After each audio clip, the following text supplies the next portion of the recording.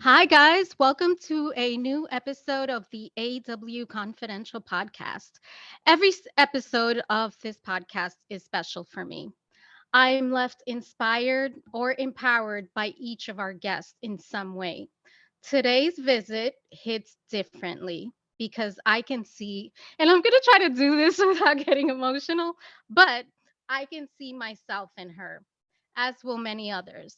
As the daughter of Dominican immigrants raised in New York, I connect with today's guest, and I'm so grateful to have her here on our episode today.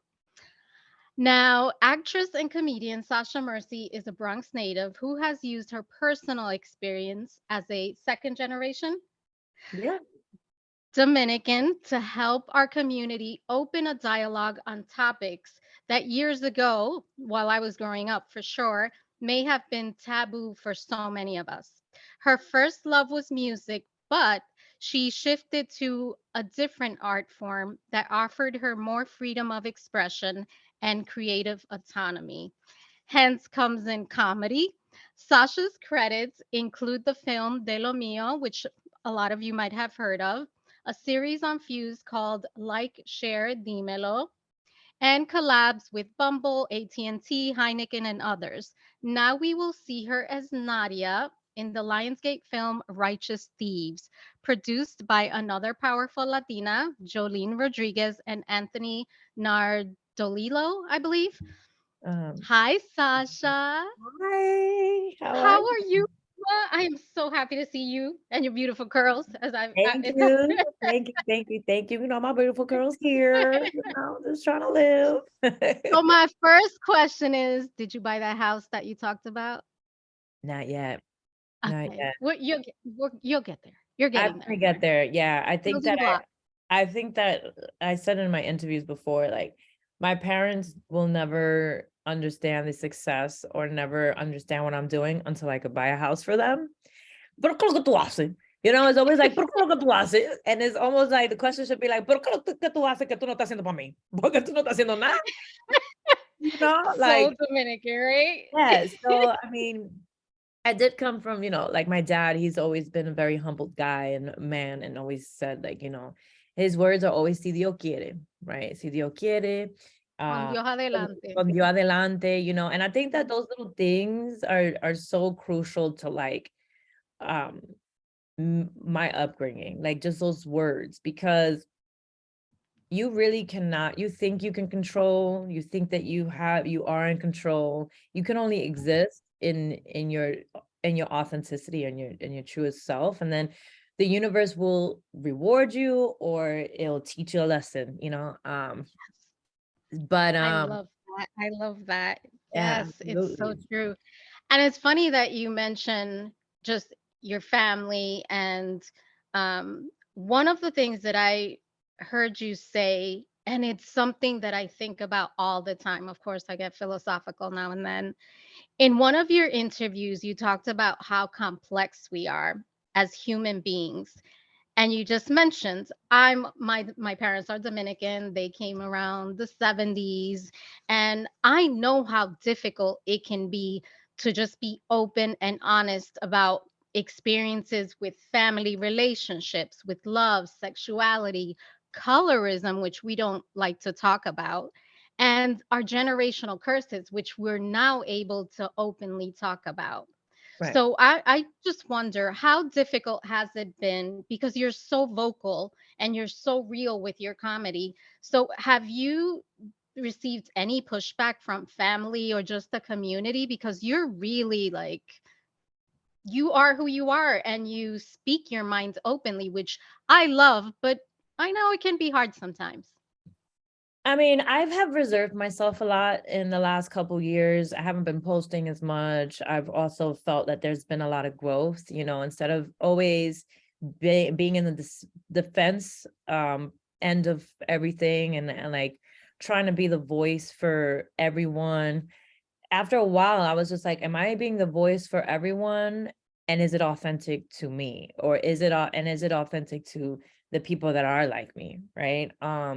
And sometimes we like respond from outrage. And I think that, through growth, I realized like, if I'm gonna respond like I'm a comedian and I want to respond in a way that's funny and like true and authentic, because I feel like with humor you can really address the elephant in the room with laughter, and I feel like things can change in that way. I feel like, for example, like my older comedy, I have outgrown it. Like if I still say the same jokes that I've said like 5 years ago, they're gonna be like, what's the growth in this? Like, what's the growth in this bitch? Like, she's not growing. Sorry, I don't know if I could curse, but like, what's the growth in this woman? And even though fundamentally there's a lot of things that are the same, I can express it different. And like I just try to live in my truth, because I feel like no matter how different I think I am, there's a million people just like me. And so I've just realized, like, the biggest lesson that I learned through social media was when I picked up the phone, those numbers didn't mean people. They just were numbers. I'm like, oh shit, my numbers are going up. I don't know exactly what that means until people like were started stopping me. People were like, oh my God, I love this, I love that. And I'm like, whoa. But the funny thing about that is, like, it really threw me into this world where I thought I was in control of what was going to be good and what was not going to be good. And I think that it had me go from authentic to ego. And Which is easy for all of us to do, by the way. no, it's a real thing. It's a real thing. So it went from authentic to ego, that when I was being vocal about certain things, I'm like, okay, how much do I know about this? Like, and where am I coming from? Is it from a place of anger or is it from a place of love? And I'm still learning that. I still get mad and I want to curse people out and I yell at people. And then I'm like, damn, should I have done that? But it's part of growth and it's going to take me some time. But And the thing is, it never stops. it never stops. But Never stops. as long as I know that, you know, I'm not perfect, then that's it. I don't know. And Keep if growing.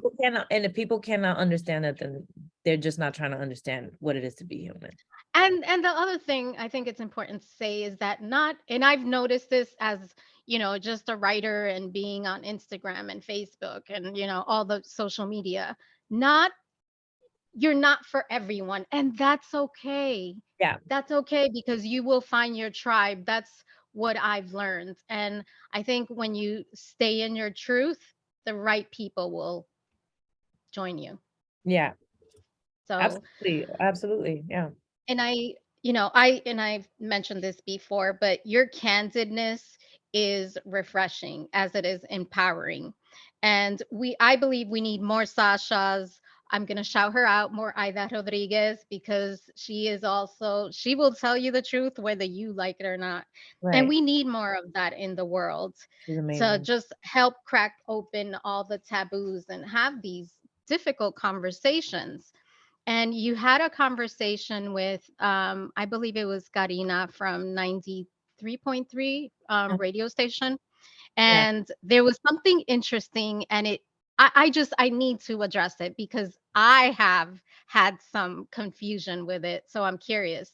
So you talked a little about the use of Hispanic, Latino, Latina, Latinx. I'll throw in Latine, which I'm not sure exactly what it means.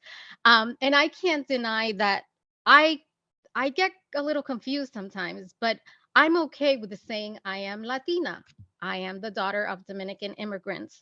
So when you're asked about your Latinidad, what label do you use? Because it keeps evolving.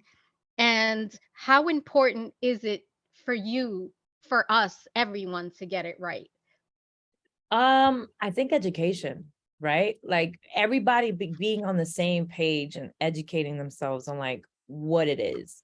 And the older I get, the more that I realize how important education is, because I've realized many times when I scroll through social media, everybody, like a whole bunch of people could be arguing or saying the same things, but not meaning the same things or not understanding the same things.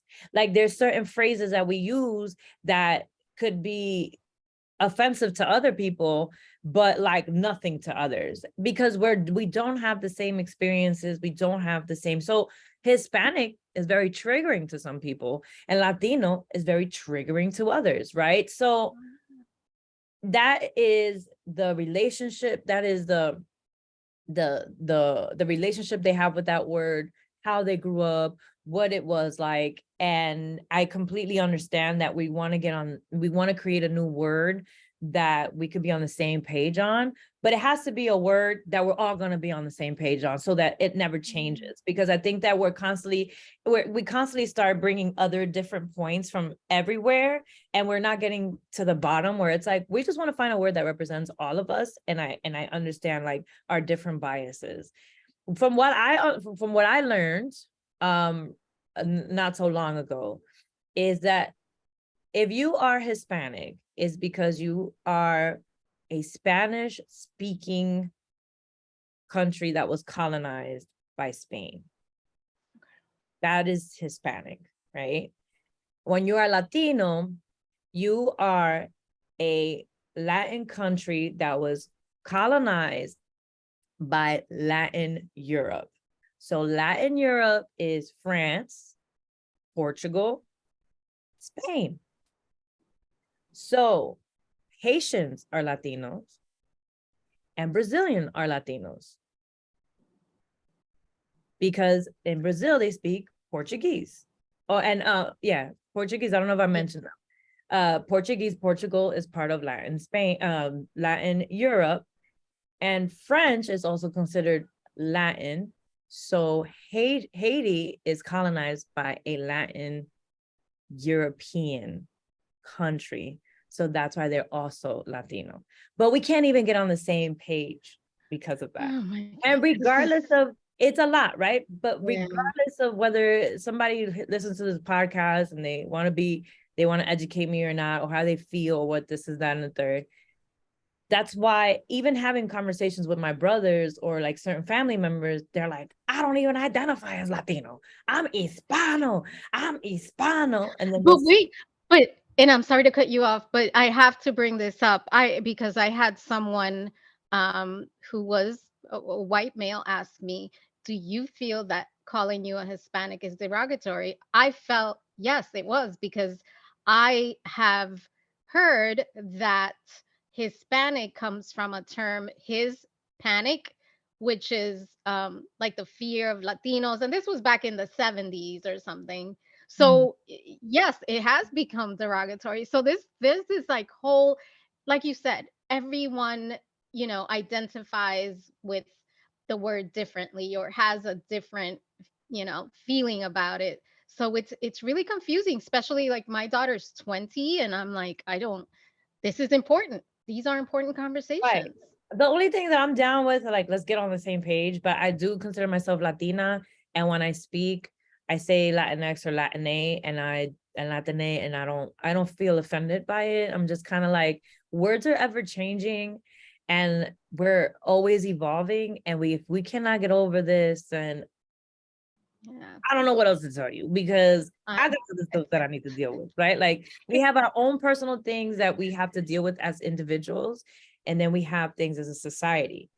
But yeah, I'm We not have a lot going on, and it's going to take probably the rest of my life, that's for sure, to kind of, you know, keep evolving, and it doesn't stop. It just, everything keeps changing. And I think we have to be open-minded and listen, not just like, speak our minds, but we have to listen as well. yeah. And thank you for being so honest, because in the past I have shied away from these conversations, but I think it's important that we have them in an intelligent and compassionate way. I think that that's the only way we're going to understand each other, right?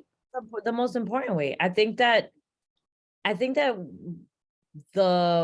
would be honest about this. I think that the thing that's going to make real change is going to be compassion and understanding for one another. Like for real, it's not like on some like, oh, Bible stuff. I just want to get, spiritual, but it's for real. But the reality is that no one has time to want to be compassionate, and everyone is just so like wrapped up in their own world. And, I sometimes I'm human too, right? Like, I'm not just, I'm We sometimes all do to it. be aware of like my shortcomings as well. But nobody got the time. They have the time to point the fingers, but never the time to like sit down and reflect, to be honest. So Well, I want to make sure that we have time to talk about your project. So I love seeing Latinas rise. Recently, Gina was on, and I think it's critical for us to see ourselves in the success of those forging that path to greatness. You are creating online content that is relatable, authentic, and entertaining. But now you're taking on a new role as Nadia in Righteous Thieves, which comes out soon. Can you share a little bit about the role and what it means to you as a child of Dominican immigrants and growing up in the Bronx, like to just be part of this project? Like it's amazing. Congratulations. I love it. I mean, to be honest, it's always been my dream, and I always felt like no matter. So the reality of the situation, right? When I was 3 months old, I was taken to Dominican Republic, and I was raised there till I was like 6. So I didn't know any English. So when I moved out here, I moved with my dad, and I went from living with my grandparents, having a big house with a butler, a maid, and all this stuff, to a 1 bedroom with 6 people. And I couldn't understand it, but that was my reality. But I always felt like, then I went to school, I was bullied, all that stuff. Who wasn't bullied? Yeah. Um, and I just was in a place where, like, no matter how small my life felt, I always felt like I wanted something more, and I wanted to be something better. And I loved watching movies, and I love action films, and I always wanted to be part of it. So I remember when the trailer came out and I sent it to my brothers, they were like, yo, this is crazy. Like, I can't believe it. Like, you really like manifested this. This is like the epitome of like Love. manifestation. And like, it's so surreal. But I want to really thank Jolene, because she really made that happen. She's I Queen. mean, it's amazing. I think good people gravitate towards good people. I really do believe that. And she is one of those people that wants to shine the light on other Latinas and Latinos. I think that you are deserving of it. And she is like, that person that's willing to give those opportunities. Definitely willing to give those opportunities. And I just can't wait to But see. tell us about Nadia. Oh my God. I'm just like real quick before I go into Nadia, but I just can't wait to see people invest in her so they could see how like amazing more stuff could be. But Nadia, she was a badass, man. I love her. I was just tapping into like my badass, high school kind of like tough girl in exterior. But this character, she's so talented in what she does, and that she is kind of consumed by it, because it is a form of expression for her and a form of freedom. And I know that it kind of sounds weird, right, when you say like, oh, a locksmith, and who's a locksmith in the morning and safecracker by night, like, how is this a form of expression? It's like, when I was building this world for this character, because when you get a sheet of paper, when you get a script, sometimes you have to kind of like create a character from what you have. And from what I was able to gather from this character is that she loves a challenge, and there is an exhilarating feeling that she gets when she knows that she can break into your secrets. Like, you can't keep anything away from her, and there's a certain power of like, no matter what you want to hide, I'm gonna find, and that Intriguing. character, yeah, that was like, that character is so great in that way. And it kind of pushed me to like figure out what I'm like really into and what makes me feel exhilarating and what makes me feel like come alive. And I think that's one of the things I learned about that character. Oof, I love that. So the movie comes out March And 10th, in select theaters. select theaters on demand. Yeah, so you can go And in the comfort of your own oh, home. what? Make it a movie Absolutely. night. Yeah, Nice glass of wine, just chill. yeah, Absolutely. And the thing I love about it, it has so much girl power. I so much love power, that. so much girl. I'm all about empowerment. So you have this movie coming out, and yes, we're going to promote it. It's going to be awesome. There's going to be a buzz. But what is next for Sasha? I think there's a lot more. Hopefully What's more going movies. on? Out more movies, hopefully TV shows, more stand-up. El teteo is still And going. the sale is going strong. It's going strong. And my Can you dream tell us a little person, bit about that for anyone that doesn't know? everybody that needs to know that y'all need hurry, listen up. Nah. Um, so at the sale is really something that is very special to me because I even grew as a person. It's people are gonna be like, oh my God, this girl's so foolish. But it's for real. Like I grew as a person when El Teteo came to fruition because I really enjoy seeing people come together and have a great time and put all their bullshit aside. Like I truly enjoy that. And just seeing it grow the way that it's growing out here in Los Angeles, it's marvelous, but also it's telling that Dominicans are everywhere. And I didn't know there were Dominicans in LA, oh, let me tell I knew, I knew, I knew.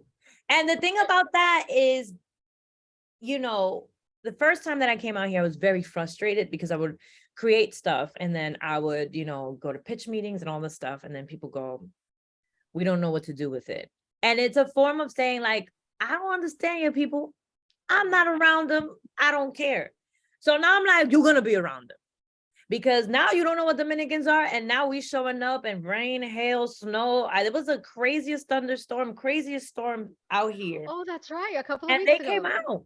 900 people came out, almost 1,000. Wow. And, you know, that was just like a true testament of like our spirit and how like we are so resilient. There's a lot of layers to us that, we need to grow from, but there are a lot of things that if I didn't come from a Dominican household and if I didn't have a dad that went through what he went through, I want to be where I am today. And there's a lot of things that I don't agree with when it comes to like cultural stuff, but I can only live the way that I want to present in the world. And I can only be the example for the newer generations. Like, you know what I'm saying? Like when people keep telling me about like, oh, the colorism and this and all the stuff that's happening in Dominican Republic with Haiti. And it's a topic that it's very taboo. And it's very layered. And I feel like we need to come together because it's so important, especially as like Hispaniola. Yeah. I can only know that I embrace all of my Haitian friends, and I embrace everybody that I don't know if I could curse, but like that I You have could do bond. whatever you want. This is your time right here. And yeah, and when I see other people from like different countries, especially America, like trying to talk about like Dominican Republic, I'm like, we're going through that here too. So don't Girl, even. I remember growing up. I had cousins who are light skin, light hair. And I remember someone said to me, "Oh, I didn't know there were any Dominicans who were fair skin with like straight hair." Yeah, It's like we're we're yes, we come in literally. all shapes, We, colors, for I that's mean, why, yeah, it's like, the same trials and tribulations that, we going through in America when it comes to comes to racism is the same in mhm, America, in the same Dominican Republic. It's just that there is a resilience there because let's be honest, it's still a third world country. mhm, You cannot expect a third world country to be as advanced as a first world country that can afford iPhones like nothing. We have access to certain things like education and things like that a third world country does not. So it's not, what I'm saying? So there's a lot of things there. There's a lot of layers. There's a lot of stuff. But yo, I'm also learning, man. I'm taking things a day at a time, and I love I everybody. am too. And talking about learning, one of the things that I like to do towards the end of the interview is leave listeners with some advice or mantra or quote to inspire. So my question for you is you're you're creating your dream, but and you're doing it while you're staying true to yourself, which I absolutely love and have so much respect for because I struggled with my identity for most of my, young adulthood. I didn't know who I was. I went to DR and they were like, "No, tú eres americana." And then I came, and then I was born and raised in New York City and they were like, "Well, you're not American." So, and it's because I have curly hair and brown skin. So I struggled. I went back and forth. And you've been able to just stand in your truth and be authentic. So, what advice can you share with anyone who may feel like they have to bargain their authenticity to realize a goal or dream? Because I'm sure that there are people who feel like they have to negotiate who they are, be someone else to get to that dream or goal. Hard one. It's a hard one, but the reality is that nothing is more important than internal validation. Hmm. And that's the hardest one, because everybody wants to be liked, everybody wants to be loved, everybody wants to be decent. Like, if you're in this entertainment world, you want to be in the center of the attention. But internal validation, because no, regardless of what, everybody's a critic. And no matter when you try and you do your best, people are still going to be like, what your best isn't enough, right? So if you show up authentically and you show up in your actual spirit, I think that humans have a great they have a great tester, and like a great tester, and then they can tell or they can feel someone's energy and being authentic. And that's how people become relatable. Like the fact that everybody loves Bad Bunny, they don't know. They don't know why they love Bad Bunny. He's doing reggaeton. And to be honest, reggaeton has been around since before he was born, right? Remember Playero? Yeah, Yes, absolutely. exactly. So, but it's because there's a authenticity that you don't understand, that it's people are drawn to. And I think that's just tapping into yourself in that way. When you love yourself, people Magic. people love you because they want to know how is it that you can fall in love with yourself that way. um and that's why it's so important, because it's like, man, it's just, it's sometimes But like, you I don't radiate that know, though. yeah, you have to radiate that, because like I remember one time I was like in a really dark place, and I kind of was like tired of my own bullshit, right? And then I saw someone struggling just like me, and all I did was want to help them, but then I kept getting into a hole, and I kept getting into like a dead end. It felt like a dead end. And I had a conversation with someone, and they said, "Who got you out of that dark hole?" And I was like, "Me." And they were like, "You can only be a support system for others. You can only let people know, like, I am here for you when you are willing to be helped and you are willing to be cared for. But I cannot internally change you. I You're gonna cannot, make me cry, Sasha. You're gonna know, make- that was thanks for sharing that. I think a lot of people need to know that, we all have a struggle. we all have a We struggle. We all do. And your struggle is not bigger than mine, more important than mine. I could go right now and tell you about my whole life story. And you'd be like, damn, your shit was tough. And then I hear somebody's story and I'm like, but it ain't worse than that person's, yeah. you know? So Man. Internal validation. I Yeah, love that. we owe it to our kids. We owe it to our Yeah. future. We owe it to us. Like, That's power. That's true power. yeah. I Oh mean, my gosh. I'm trying to get there.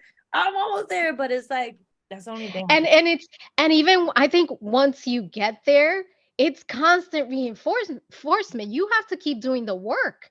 It Yeah. doesn't, I went through a really tough depression and I wrote about it in my book and I was really raw about it. I was very honest about it. And I felt like, okay, I overcame this painful time in my life. I, went through this divorce, went through the depression. I'm awakened. I'm good. I'm really good. And I have several amazing years. And then my mom passed away like a couple weeks ago. And it's just like Sorry. you have to keep You have to keep going. like you have to keep finding yourself. You have to keep finding meaning because that's just I'm learning to accept that that is what life is. Yeah. I'm telling you right now, my mom passed away when I was 3 months old.